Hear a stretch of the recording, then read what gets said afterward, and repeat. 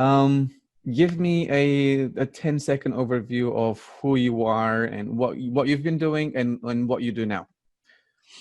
Okay. Um, I studied to be a lawyer. I worked as a lawyer for 3 years in India. I wanted to change my career from law to something else. I wanted to get into marketing, which is why I went ahead and did my MBA in marketing and strategy. It didn't work out, so I worked as an operations manager. And now currently I work as an assistant operations manager in a charity in UK. So I've moved countries over the past 2 years, and I've moved roles and functions.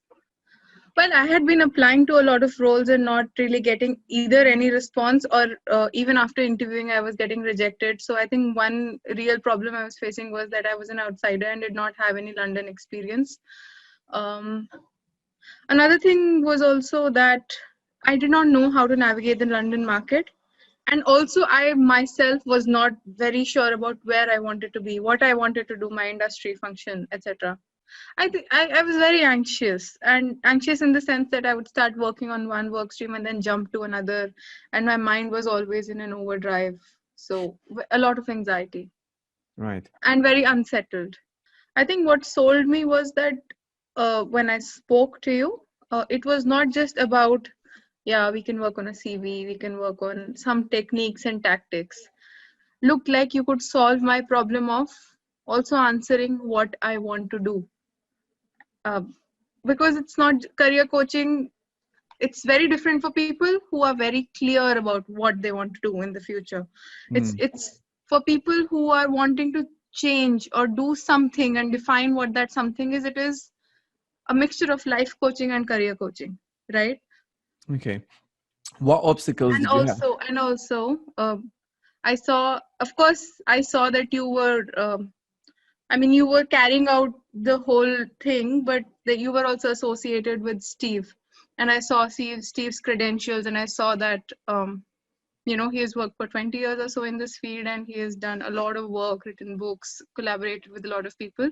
So that gave me confidence that although I don't know you people, but you guys have something solid versus, a random guy off the internet.